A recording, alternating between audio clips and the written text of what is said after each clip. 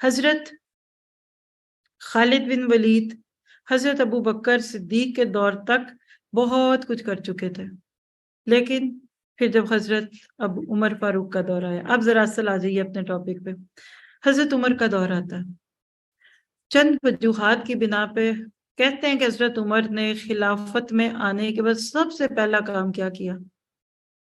خالد بن ولید کو لیڈرشپ سے ہٹا کے فالوورز میں ڈال دیا،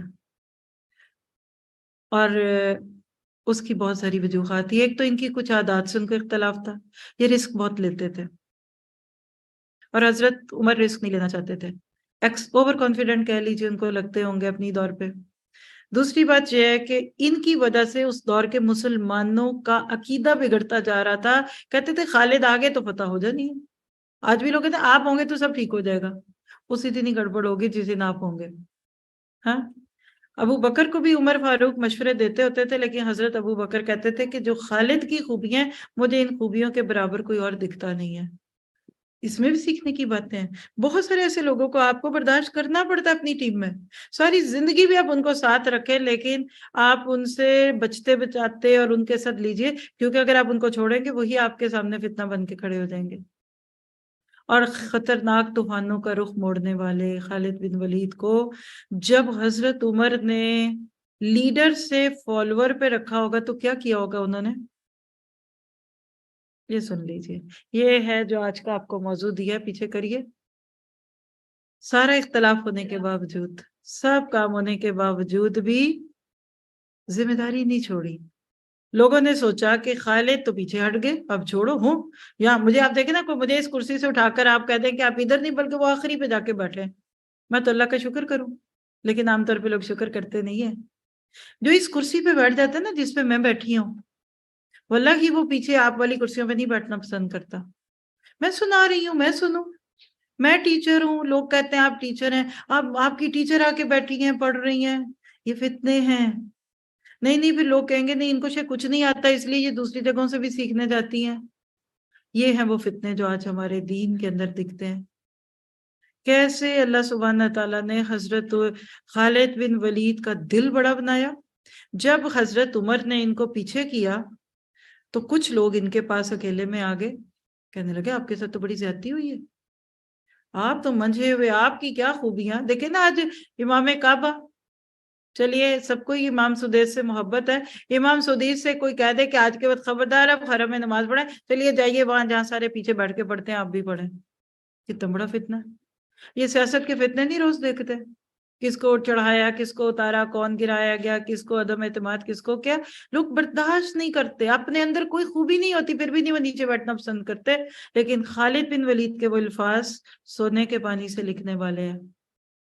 انہوں نے کہا کہ اگر تم یہ سمجھتے ہو کہ میں عمر کے خلاف ایک ماس جمع کر کے ایک پارٹی بناؤں گا، پھر ایک گروہ بناؤں گا، آج ہمارا حال کے group within group, mainstream اپنے ساتھ چلتی رہتی ہے، آپ ساتھ اپنا بھی کچھ نہ کچھ کاروبار چلائی رکھتے ہیں کہ چلے کچھ نیکیاں آپ کے ایکسٹرا ہی پڑ جائیں دوسروں میں، اور اپنے بہانے لوگوں کو ادھر سے پکڑ کے ادھر پھینکتے رہیں گے اور آپ اپنے زو میں بڑی نیکیاں کرتے ہیں۔ دیکھیے 101 فتنہ ہے دین کا اور علم کا، اس کی ادھر آپ جیسے بھولے بھالے لوگوں کو بالکل ضرورت نہیں ہے۔ یہ تو صرف ان کے لیے جن کو یہ چیزیں ہیں، صرف اس لیے کہ لوگ آپ اس چیز سے نہ جڑ دیں، آپ انہی کی چیزیں اپنے نام سے پیش کر دیں، صرف اس لیے مین سورسز نہ پتہ لگ دیں، پھر میرے سے کون سنے گا۔ یہ صرف اس کو ڈر ہوتا ہے جس کے اندر کمپلیکس ہوتا ہے۔ سورج چمکتا ہے تو وہ نائٹ بلب تو نظر ہی نہیں آتے سارا دن، ٹیوب لائٹیں تو ختم، بڑا بلب جلے گا، چھوٹے ضرور بجھیں گے، لکھ کے رکھ لیں۔ مدینہ کے یہود کا یہی تو ایشو تھا، کہتے تھے کہ ہم نے محمد کو مان لیا تو ہمیں لیڈر کون مانے گا؟ تو کیا پھر کیا ہوا؟ اللہ نے نبی کا نام نہیں رکھا، وہ رفعنا لک ذکرک، کیونکہ سچ سچ ہوتا ہے، جھوٹ جھوٹ ہوتا ہے، حسد اور بغض ایک ایسا ہی ہوتا ہے۔ تو بہرحال یہ ساری کہانیاں پڑھتے وقت آپ کو مجھے کیا سمجھ آیا کہ اگر آپ کو کام پہ آ رہا ہے تو پھر آپ ان چیزوں کو میٹر نہیں کریں گے۔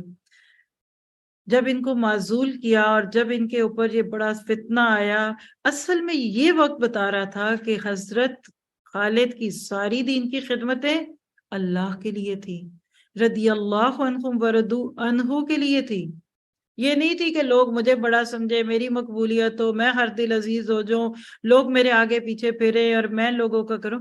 کہتے کہ جس وقت ان کو اتارا یہ لوگوں کی آنکھوں کا تارا تھے، جیسے ایک لیڈر ہے آپ کے ملک میں اور لوگ اس کے نام پہ اٹھ کے کھڑے ہو جاتے ہیں کہ آپ نے اس کو کیوں اتارا. ہاں محبت کرتے ہیں نا لوگ جس سے، اس سے ایسے ہی ہوتا ہے. انہوں نے کہا نہیں تو نہ صحیح، میں عمر کے لیے تو نہیں لڑتا تھا، میں تو رب عمر کے لیے لڑتا تھا.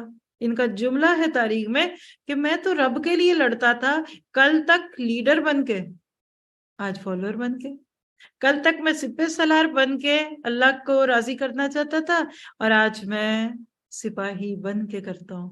یہ تھے غازی تیرے پراسرار بندے. یاد رکھیے اصل میں یہ چیز ہمارے لیے بہت سیکھنے والی ہے.